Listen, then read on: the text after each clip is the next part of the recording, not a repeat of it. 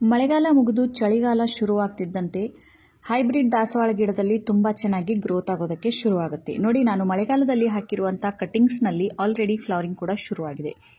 ಇದು ಕೂಡ ಒಂದು ಹೈಬ್ರಿಡ್ ದಾಸವಾಳ. So welcome back to Asha's plants and flowers YouTube channel. ನಿಮಗೆಲ್ಲ ನಾನು ಸ್ಟಾರ್ಟಿಂಗಲ್ಲಿ ಹೇಳಿರೋ ರೀತಿ ಅರ್ಥ ಆಗಿರ್ಬೋದು ನಾನು ಯಾವ ಟಾಪಿಕ್ ಬಗ್ಗೆ ಇವತ್ತು ತಿಳಿಸ್ಕೊಡ್ತಾ ಇದ್ದೀನಿ ಅಂತ. ಹೌದು, ನಾನಿವತ್ತು ದಾಸವಾಳ ಗಿಡದ ಬಗ್ಗೆ ಕೆಲವೊಂದು ಮಾಹಿತಿಯನ್ನು ಕೊಡ್ತಾ ಇದ್ದೀನಿ. ಅಕ್ಟೋಬರ್ ತಿಂಗಳಲ್ಲಿ ನಾವು ಆ ದಾಸವಾಳ ಗಿಡವನ್ನು ಯಾವ ರೀತಿ ಆರೈಕೆ ಮಾಡಬೇಕು, ಹೇಗೆಲ್ಲ ಅದನ್ನು ಕೇರ್ ಮಾಡಬೇಕು, ಯಾವ ರೀತಿಯ ಫರ್ಟಿಲೈಸರ್ ಕೊಡೋದ್ರಿಂದ ದಾಸವಾಳ ಗಿಡ ಚೆನ್ನಾಗಿ ಹೂಗಳನ್ನು ಕೊಡುತ್ತೆ ಅನ್ನೋದನ್ನು ಈ ವಿಡಿಯೋನಲ್ಲಿ ತಿಳಿಸ್ಕೊಡ್ತಾ ಇದ್ದೀನಿ. ನೋಡಿ, ಇದೊಂದು ಡಬಲ್ ಪೆಟಲ್ ಪರ್ಪಲ್ ಕಲರ್ ದಾಸವಾಳ ಗಿಡ. ಇದನ್ನು ನಾನು ಮೊನ್ನೆ ತಾನೇ ನರ್ಸರಿಯಿಂದ ತೊಗೊಂಡು ಬಂದಿದ್ದೀನಿ. ಇನ್ನೂ ನಾನು ಇದನ್ನು ರಿಪೋರ್ಟ್ ಮಾಡಿಲ್ಲ. ಯಾಕಂತಂದರೆ ಸ್ವಲ್ಪ ಇದು ನನ್ನ ಒಂದು ಮನೆಗೆ ಅಥವಾ ನನ್ನ ಒಂದು ಗಾರ್ಡನ್ಗೆ ಸೆಟ್ ಆಗಲಿ ಅಂತ ಸ್ವಲ್ಪ ದಿನ ಹಾಗೆ ಇಟ್ಟಿದ್ದೀನಿ.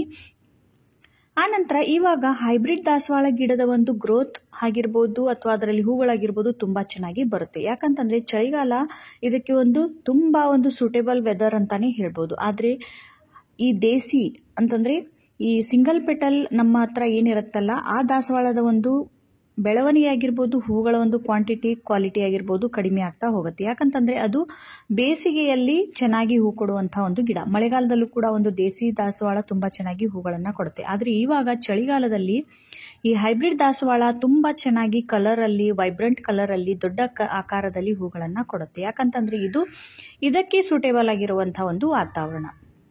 ಇವಾಗ ನೀವೇನು ಮಾಡ್ಬೋದು, ಯಾವುದೇ ರೀತಿಯ ಹೈಬ್ರಿಡ್ ದಾಸವಾಳದ ಗಿಡಗಳನ್ನು ನರ್ಸರಿಯಿಂದ ಕೊಂಡ್ಕೊಂಡು ಬರ್ಬೋದು.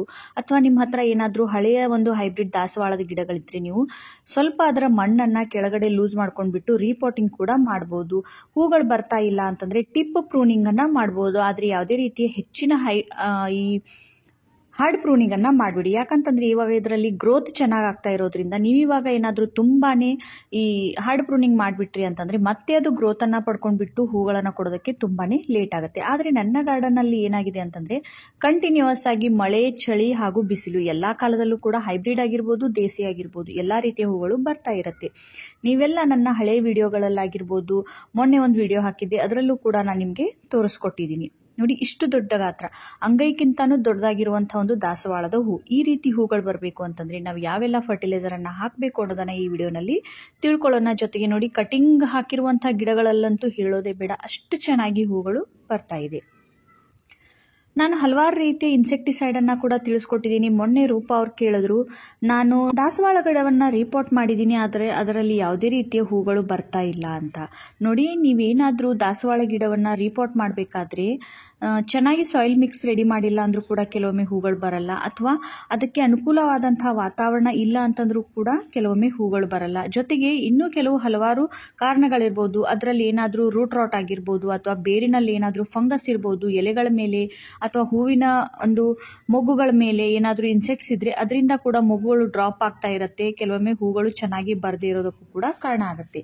ಸೊ ನೋಡಿ, ನಾನಿವತ್ತು ಹಾಕ್ತಿರುವಂಥ ಫರ್ಟಿಲೈಸರ್ ಪ್ಲಸ್ ಇನ್ಸೆಕ್ಟಿಸೈಡ್ ಯಾವುದು ಅಂತಂದರೆ, ನಾನು ಇಲ್ಲಿ ಒಂದು 5 ವಸ್ತುಗಳನ್ನು ಸೇರಿಸ್ಬಿಟ್ಟು ಒಂದು ಒಳ್ಳೆಯ ಬೂಸ್ಟರ್ ಫರ್ಟಿಲೈಸರನ್ನು ರೆಡಿ ಮಾಡಿದ್ದೀನಿ. ಅದು ಯಾವುದು ಅನ್ನೋದನ್ನು ಒಂದೊಂದಾಗಿ ತಿಳ್ಕೊಳ್ಳೋಣ. ನೋಡಿ, ಮೊದಲನೇದಾಗಿ ಇಲ್ಲಿ ನಾನು ಏನು ಮಾಡಿದ್ದೀನಿ ಅಂತಂದರೆ, ಒಂದು ಡಬ್ಬದಲ್ಲಿ ಬೇವಿನ ಹಿಂಡಿಯನ್ನು ಒಂದೂವರೆ ಮುಟ್ಟಿಗೆಯಷ್ಟು ತೊಗೊಂಡ್ಬಿಟ್ಟು, ನೋಡಿ ಈ ರೀತಿ ಬೇವಿನ ಹಿಂಡಿ ಇರುತ್ತಲ್ಲ ಪೌಡರ್ ಫಾರ್ಮ್ನಲ್ಲಿ, ಇದನ್ನು ನಾನು ಒಂದೂವರೆ ಮುಟ್ಟಿಗೆಯಷ್ಟು ತೊಗೊಂಡು 1 ದಿನದ ಮಟ್ಟಿಗೆ ನೀರಿನಲ್ಲಿ ನೆನೆಯೋದಕ್ಕೆ ಈ ಡಬ್ಬದಲ್ಲಿ ಇಟ್ಟಿದ್ದೀನಿ. ನಾನು ಇದನ್ನು ಮುಚ್ಚಿನೇ ಇಟ್ಟಿದ್ದು, ಯಾವುದೇ ರೀತಿ ಓಪನ್ ಆಗಿ ಇಟ್ಟಿರಲಿಲ್ಲ. ನಿಮಗೆ ತೋರಿಸ್ಬೇಕು ಅಂತ ಈ ರೀತಿ ಓಪನ್ ಮಾಡಿಬಿಟ್ಟು ತೋರಿಸ್ತಾ ಇದ್ದೀನಿ. ಜೊತೆಗೆ ಅದರಲ್ಲಿ ಒಂದು 2 ಚಮಚದಷ್ಟು ಎಪ್ಸಮ್ ಸಾಲ್ಟ್ ಕೂಡ ಅದೇ ಒಂದು ಬೇವಿನ ಹಿಂಡಿಯಲ್ಲಿ ಹಾಕಿದ್ದೆ. ಆನಂತರ 2 ಚಮಚದಷ್ಟು ಈ ಸಣ್ಣದಾಗಿರುವಂಥ ಟೀ ಪೌಡರ್ ಇತ್ತು, ಅದನ್ನೇ ನಾನು ಯೂಸ್ ಮಾಡ್ಕೊಂಡಿದ್ದೀನಿ. ಅದನ್ನು ಕೂಡ ನಾನು 2 ಚಮಚದಷ್ಟು ಒಂದು 2.5 ml ನಷ್ಟು ನೀರಿನಲ್ಲಿ ನೆನೆಸೋದಕ್ಕೆ ಇಟ್ಟಿದ್ದೆ. ಇದು ಕೂಡ 1 ದಿನದ ಮಟ್ಟಿಗೆ ನೆನೆಯೋದಕ್ಕೆ ಇಟ್ಟಿದ್ದೆ. ಆನಂತರ ಇಲ್ಲಿ ಅಕ್ಕಿ ತೊಳೆದಿರುವಂಥ ಸ್ಟಾರ್ಚ್ ನೀರೇನಿರುತ್ತಲ್ಲ ಇದನ್ನು ಕೂಡ ತಗೊಂಡಿದ್ದೀನಿ. ಇದರಲ್ಲೂ ಕೂಡ ತುಂಬ ಒಳ್ಳೆಯ ಒಂದು ಪೋಷಕಾಂಶಗಳು ಇರುತ್ತೆ. ಆ ನಂತರ ಅಲೋವೆರಾ ಜೆಲ್, ಇದಂತೂ ಇವಾಗ ಮಸ್ಟ್ ನೀವು ಹಾಕಲೇಬೇಕು. ಯಾಕಂತಂದರೆ ಮಳೆಗಾಲದಲ್ಲಿ ಗಿಡಗಳ ಒಂದು ಬೇರುಗಳು ಏನಾಗಿರುತ್ತೆ ಅಂತಂದರೆ ಸುಪ್ತಾವಸ್ಥೆಯಲ್ಲಿ ಹೋಗಿರುತ್ತೆ. ಗಿಡಗಳ ಬೇರುಗಳು ಆಕ್ಟಿವ್ ಆಗಿರಲ್ಲ. ಹಾಗಾಗಿ ಈ ಒಂದು ಅಲೋವೆರಾ ಜೆಲ್ಲನ್ನು ನಾವು ಹಾಕೋದ್ರಿಂದ ಏನಾಗುತ್ತೆ ಅಂತಂದರೆ ಬೇರುಗಳು ಆ್ಯಕ್ಟಿವ್ ಆಗುತ್ತೆ. ಇದರಲ್ಲಿ ಹಲವಾರು ರೀತಿಯ ಆ್ಯಂಟಿಫಂಗಲ್ ಆ್ಯಂಟಿಬ್ಯಾಕ್ಟೀರಿಯಲ್ ಹಾಗೂ ತುಂಬ ರೀತಿಯ ಮಿನರಲ್ಸ್ ಇರೋದ್ರಿಂದ ಬೇರುಗಳು ಚೆನ್ನಾಗಿ ಕೆಲಸ ಮಾಡೋದಕ್ಕೆ ಇದು ಹೆಲ್ಪ್ ಮಾಡುತ್ತೆ. ಆನಂತರ ಅಕ್ಕಿ ತೊಳೆದಿರುವಂಥ ನೀರಿನಲ್ಲಿ ಯಾವೆಲ್ಲ ಇದೆ ಅನ್ನೋದನ್ನು ನಾನು ಹೇಳೋದೇ ಬೇಡ. ಇದರ ಬಗ್ಗೆ ಒಂದು ಸೆಪ್ರೇಟ್ ವಿಡಿಯೋನೇ ಇದೆ ನನ್ನ ಚಾನಲ್ನಲ್ಲಿ. ನೀವು ಬೇಕಾಗಿದ್ದರೆ ತಿಳ್ಕೊಳ್ಬೇಕು ಅನ್ನುವಂಥ ಆಸಕ್ತಿ ಇದ್ದರೆ ನೀವೇನು ಮಾಡ್ಬೋದು, ಚಾನಲ್ನಲ್ಲಿ ವಿಸಿಟ್ ಮಾಡಿ ನೋಡ್ಬೋದು. ಈ 5 ವಸ್ತುಗಳನ್ನು, ಲಿಕ್ವಿಡ್ ಫಾರ್ಮ್ನಲ್ಲಿರುವಂಥ ವಸ್ತುಗಳನ್ನು ನಾನು ಒಂದು 5 ರಿಂದ 6 ಲೀಟರ್ನಷ್ಟು ನೀರಿನಲ್ಲಿ ಮಿಕ್ಸ್ ಮಾಡ್ಕೊಳ್ತಾ ಇದ್ದೀನಿ. ಅಷ್ಟು ಫರ್ಟಿಲೈಸರ್ ತೊಗೊಂಡ್ಬಿಟ್ಟು ನಾನು ಮಿಕ್ಸ್ ಮಾಡಿದಾಗ 1 ಲೀಟರ್ ಫರ್ಟಿಲೈಸರ್ ಆಯಿತು. ಅದನ್ನು ನಾನು ಏನು ಮಾಡ್ತಾ ಇದ್ದೀನಿ, ಒಂದು 6 ಲೀಟರ್ ನಾರ್ಮಲ್ ನೀರಿನಲ್ಲಿ ಮಿಕ್ಸ್ ಮಾಡ್ಕೊಳ್ತಾ ಇದ್ದೀನಿ. ಬೇವಿನ ಹಿಂಡಿ ಆಗಿರ್ಬೋದು, ಆನಂತರ ಎಪ್ಸಮ್ ಸಾಲ್ಟ್ ಹಾಗೂ ಈ ಅಕ್ಕಿ ತೊಳೆದಿರುವಂಥ ನೀರು, ಅಲೋವೆರಾ ಜೆಲ್ ಆಗಿರ್ಬೋದು, ಈ ಟೀ ಪೌಡರ್, ಇವೆಲ್ಲ ಏನು ಮಾಡುತ್ತೆ ಅಂತಂದರೆ ಬೇರುಗಳಲ್ಲಿ ಚೆನ್ನಾಗಿ ಕೆಲಸ ಮಾಡೋದಕ್ಕೆ ಹೆಲ್ಪ್ ಮಾಡುತ್ತೆ. ಆನಂತರ ಬೇರುಗಳಲ್ಲಿ ಏನಾದರೂ ಫಂಗಸ್ ಇದ್ದರೆ ರಿಮೂವ್ ಮಾಡುತ್ತೆ. ಎಲೆಗಳು ಲಶ್ ಗ್ರೀನ್ ಆಗಿ ಬೆಳೆಯೋದಕ್ಕೆ ಸಹಾಯ ಮಾಡುತ್ತೆ. ನೋಡಿ, ನಾನು ಇದರಲ್ಲಿ ಒಂದು 2 ಕಪ್ನಷ್ಟು ಏನು ಮಾಡ್ತಾ ಇದ್ದೀನಿ, ಡಬಲ್ ಲೇಯರ್ ಒಂದು ಕಾಟನ್ ಬಟ್ಟೆಯಲ್ಲಿ ಜರಡಿ ಹಿಡ್ಕೊಳ್ತಾ ಇದ್ದೀನಿ. ಯಾಕಂತಂದರೆ ನಾವು ಇದನ್ನು ಎಲೆಗಳ ಮೇಲೂ ಸ್ಪ್ರೇ ಮಾಡಬೇಕು.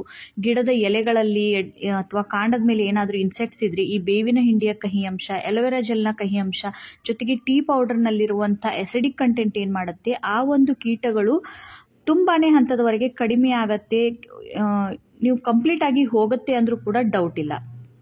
ನೆಕ್ಸ್ಟ್ ಬಂದು ಏನು ಮಾಡಬೇಕು ಅಂತಂದರೆ, ಈ ಒಂದು ಫರ್ಟಿಲೈಸರ್ ಆಗಿರ್ಬೋದು, ಸ್ಪ್ರೇ ಆಗಿರ್ಬೋದು, ನೀವೇನು ಮಾಡಬೇಕು, ಸಾಧ್ಯವಾದಷ್ಟು ಸಾಯಂಕಾಲದ ಹೊತ್ತು ಮಾಡಿ. ಯಾಕಂತಂದರೆ ಇವಾಗ ತುಂಬಾ ಬಿಸಿಲಿರೋದ್ರಿಂದ ತುಂಬ ಬಿಸಿಲು ಹೊತ್ತು ಏನು ಮಾಡಬೇಡಿ, ಯಾವುದೇ ರೀತಿಯ ಫರ್ಟಿಲೈಸರ್ ಆಗಿರ್ಬೋದು, ಪೆಸ್ಟಿಸೈಡ್ ಆಗಿರ್ಬೋದು ಸ್ಪ್ರೇ ಮಾಡೋದಕ್ಕೆ ಹೋಗಬೇಡಿ. ನಾನು ಕೂಡ ಇದನ್ನು ಈವ್ನಿಂಗ್ 5:15 ಗಂಟೆಗೆ ಯೂಸ್ ಮಾಡ್ತಾ ಇದ್ದೀನಿ. ಆದರೂ ಕೂಡ ನೋಡಿ ಎಷ್ಟೊಂದು ಬಿಸಿಲಿದೆ.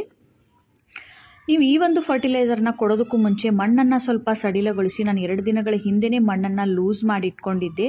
ಆನಂತರ ಈ ಫರ್ಟಿಲೈಸರನ್ನು ಸ್ವಲ್ಪನೇ ಹಾಕಿ, ತುಂಬ ಹಾಕುವಂಥ ಅವಶ್ಯಕತೆ ಏನಿಲ್ಲ. ಒಂದು 2.5 ml ಹಾಕಿದರೂ ಕೂಡ ಸಾಕಾಗುತ್ತೆ. ದೊಡ್ಡ ಪಾಟ್ ಇದ್ದರೆ 1 ಲೀಟರ್ ಹಾಕಿ, ಇಲ್ಲ ಅಂತಂದರೆ ಈ ರೀತಿ ಒಂದು 5 ರಿಂದ 6 ಇಂಚಿನಷ್ಟು ಏನಾದರೂ ನಿಮ್ಮ ಹತ್ರ ಪಾಟ್ಗಳಿದ್ರೆ ಒಂದು 250 ml ಹಾಕಿದರೂ ಕೂಡ ಸಾಕಾಗುತ್ತೆ. ಆನಂತರ ಎಲೆಗಳಲ್ಲಿ ಈ ರೀತಿ ಕೀಟಗಳೇನಾದರೂ ತಿಂದು ಹೋಲ್ಗಳಾಗಿದ್ದರೆ, ಮತ್ತೆ ಅದರಲ್ಲಿ ಏನಾದರೂ ಕೀಟಗಳಿದ್ದರೆ ಇದನ್ನು ಸ್ಪ್ರೇ ಮಾಡೋದ್ರಿಂದ ಇದರಲ್ಲಿ ಪ್ರತಿಯೊಂದು ವಸ್ತುವಿನಲ್ಲೂ ಕಹಿ ಅಂಶ ಇರೋದ್ರಿಂದ ಆ ಕೀಟಗಳು ಹೊರಟೋಗೋದಕ್ಕೆ ಇದು ಸಹಾಯ ಮಾಡುತ್ತೆ. ಆನಂತರ ಎಪ್ಸಮ್ ಸಾಲ್ಟ್, ಅತಿಯಾದ ಮಳೆಯಿಂದ ಎಲೆಗಳು ಹಳದಿ ಆಗ್ತಾ ಇದ್ರೆ ಅಥವಾ ಅದರಲ್ಲಿ ಏನಾದರೂ ಮೆಗ್ನೀಷಿಯಂ ಸಲ್ಫೇಟ್ನ ಕೊರತೆಯಿಂದ ಎಲೆಗಳು ಹಳದಿ ಆಗ್ತಾ ಇದ್ರೆ ಇದೆಲ್ಲ ಏನು ಮಾಡುತ್ತೆ, ನಿವಾರಣೆ ಮಾಡುತ್ತೆ. ಇದಿಷ್ಟು ವಸ್ತುಗಳು ನಿಮಗೆ ಮನೆಯಲ್ಲಿ ಫ್ರೀ ಆಫ್ ಕಾಸ್ಟ್ ಸಿಗೋದ್ರಿಂದ ಈ ಒಂದು ಫರ್ಟಿಲೈಸರ್ನ ಒಂದ್ಸರಿ ಯೂಸ್ ಮಾಡಿ ನೋಡಿ. ಖಂಡಿತ ನಿಮಗೆ ಒಳ್ಳೆಯ ರಿಸಲ್ಟ್ ಸಿಗುತ್ತೆ ಅಂತ ನನ್ನ ಅನಿಸಿಕೆ. ನಾನು ಕೂಡ ಇದನ್ನು 2-3 ಬಾರಿ ಮಳೆ ಕಡಿಮೆ ಆದಾಗಿಂದ ಯೂಸ್ ಮಾಡ್ತಾ ಇದ್ದೀನಿ. ನನಗೆ ಒಳ್ಳೆಯ ರಿಸಲ್ಟ್ ಸಿಕ್ಕಿರೋದ್ರಿಂದ ನಿಮಗೆಲ್ಲ ಇವತ್ತು ಈ ಒಂದು ಫರ್ಟಿಲೈಸರನ್ನು ತಿಳಿಸ್ತಾ ಇದ್ದೀನಿ. ಮಳೆ ಕಡಿಮೆ ಆದಾಗಿಂದ ನಾನು ಯಾವುದೇ ರೀತಿಯ ಹೆಚ್ಚಿನ ಫರ್ಟಿಲೈಸರ್ಸನ್ನು ಗಿಡಗಳಿಗೆ ಕೊಟ್ಟಿಲ್ಲ. ಮಳೆಗಾಲದಲ್ಲಂತೂ ನಾನು ಯಾವುದೇ ರೀತಿಯ ಫೀಡಿಂಗ್ ಮಾಡೇ ಇಲ್ಲ. ಆದರೂ ಕೂಡ ನನ್ನ ಗಿಡದಲ್ಲಿ ಇದೇ ರೀತಿ ಕಂಟಿನ್ಯೂಸ್ ಆಗಿ ಹೂಗಳು ಸಿಗ್ತಾ ಇದೆ. ಸೊ ಈ ವಿಡಿಯೋನಲ್ಲಿ ನಾನು ತಿಳಿಸ್ಕೊಟ್ಟಿರುವಂಥ ಫರ್ಟಿಲೈಸರ್ ಆಗಿರ್ಬೋದು, ಪೆಸ್ಟಿಸೈಡ್ ಆಗಿರ್ಬೋದು, ಎರಡೂ ಒಂದರಲ್ಲೇ ಇರೋದ್ರಿಂದ ನಿಮಗೆ ತುಂಬಾ ಅನುಕೂಲ ಆಗುತ್ತೆ. ಹಾಗೂ ನಿಮ್ಮ ಗಿಡದಲ್ಲೂ ಕೂಡ ಇದೇ ರೀತಿಯ ಒಂದು ಫಲಿತಾಂಶ ಸಿಗುತ್ತೆ ಅಂತ ಅಂದ್ಕೊಳ್ತೀನಿ. ಯಾರೆಲ್ಲ ಈ ಫರ್ಟಿಲೈಸರನ್ನು ಯೂಸ್ ಮಾಡಬೇಕು ಅಂದ್ಕೊಂಡಿದ್ದೀರಾ ಹಾಗೂ ಯೂಸ್ ಮಾಡಿದ ನಂತರ ಏನೆಲ್ಲ ರಿಸಲ್ಟ್ ಸಿಗುತ್ತೆ ಅನ್ನೋದನ್ನು ಕೂಡ ನನ್ನ ಜೊತೆ ಕಮೆಂಟ್ನಲ್ಲಿ ಶೇರ್ ಮಾಡಿ ಅಂತ ಹೇಳ್ತಾ ಈ ವಿಡಿಯೋನ ಇಲ್ಲಿಗೆ ಮುಗಿಸ್ತಾ ಇದ್ದೀನಿ. Thanks for watching. Bye. Happy gardening. Take care.